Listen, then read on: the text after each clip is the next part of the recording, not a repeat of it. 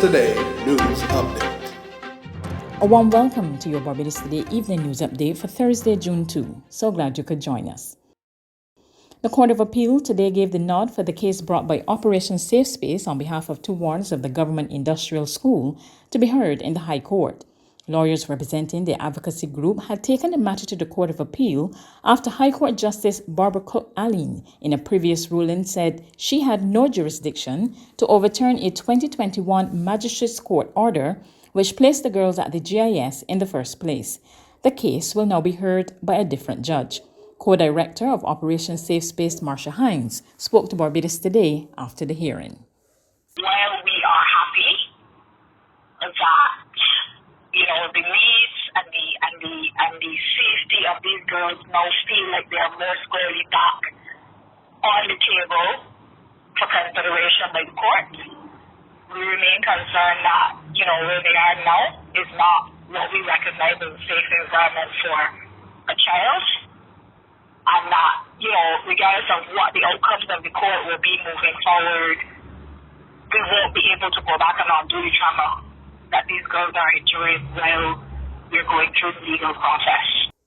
Businessman Orville Redmond is counting his losses after fire extensively damaged his mini-mart at Belmont Road, St. Michael. Redmond declined to speak on the matter, but police said the blaze started around 5 o'clock this morning.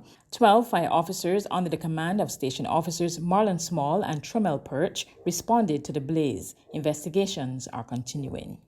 Barbados and the United Kingdom remain strong allies despite the island's Republican status. In fact, Prime Minister Mia Mottley made clear there's strength in partnerships, and now more than ever, Barbados-UK relations are critical in light of the tough global environment. She was speaking at the Queen's Platinum Jubilee celebrations at the British High Commission last evening. The relationship between our two countries is at a point where more than ever, as you said, we need collaboration and cooperation. Because in this world, most of the events that are hurting us are events that need to be resolved through collaboration and partnership and through the establishment of a clear framework for what we must settle as global public goods. It is not those things that we can handle within our geographical boundaries that has given us the hardest road to travel, but it is the absence of a global framework to deal with those things that effectively undermine global prosperity and global stability. The COVID-19 outbreak, which started at Dodds 3 months ago, is under control. Word of this from Home Affairs Minister Wilfred Abrams. He told Barbados Today the outbreak has affected court appearances by inmates, but he assured the matter is being rectified. Yes, there's still some incidents of COVID at the prison. I get those numbers every single morning. Right, but those numbers are steadily coming down as persons last out their quarantine period. So yes, we still do have some numbers. It is nowhere near that massive outbreak that we had last year, and it is under control. So I'm not worried about it, but I mean it does have disruptions because, quite frankly, if you are a prisoner in a block, whereas you may test positive for COVID, everybody in your immediate community, for want of a better word, has to be isolated. And that then means that if you have a date for court, you can't go. And you also can't attend virtually because we can't then have you with somebody who is not COVID positive doing a virtual session for you. And then what has to be done and the manpower that has to be done to do virtual sessions, it just can't be accommodated. It's one of them unfortunate things. But we are trying to get it under control as quickly as possible. Barbados welcomed its newest centenarian today. Ermita Week celebrated her milestone with family and friends, and Acting President Reverend Dr. Jeffrey Gibson, who greeted the birthday girl via Zoom. At 100 years old, Weeks is still doing crossword puzzles. She told reporters she's thankful to be alive and advised anyone who wants to reach a century to put their trust in God.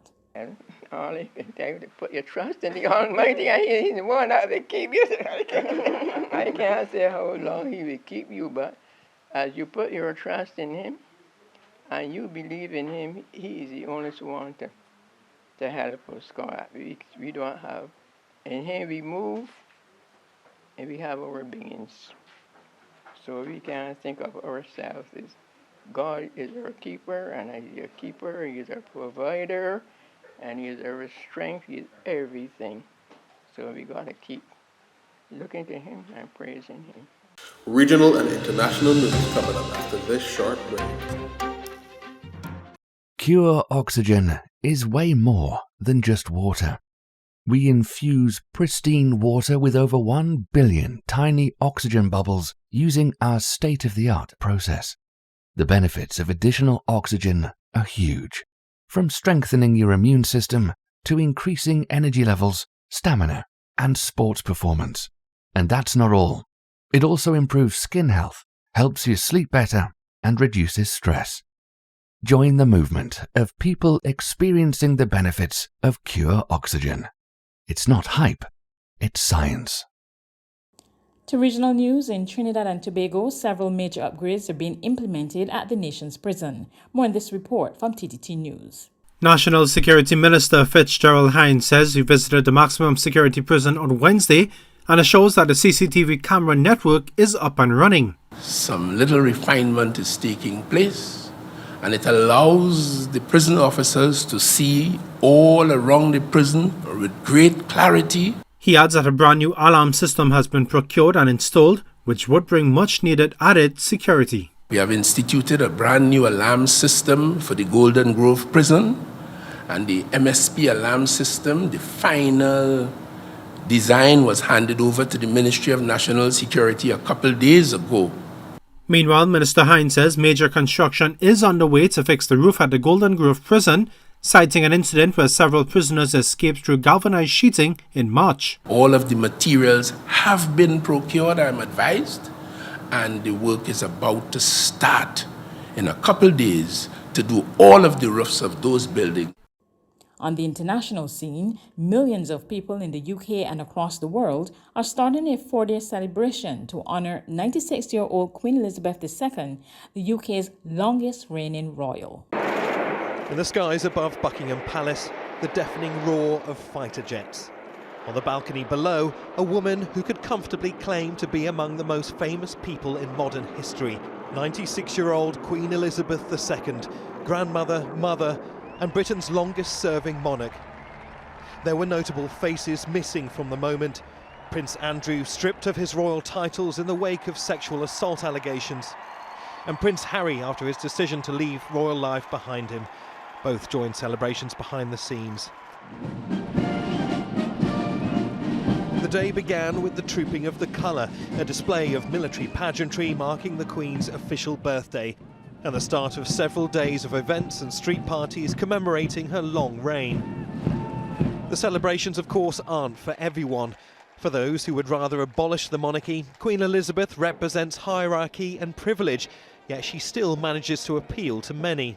Although it's a hereditary monarchy and she inherited the throne, Prince of Wales will inherit the throne, there is a democratic process. I mean, unless the public support the monarchy, it wouldn't exist. I mean, it's because it's so popular and the Queen enjoys a very strong appreciation.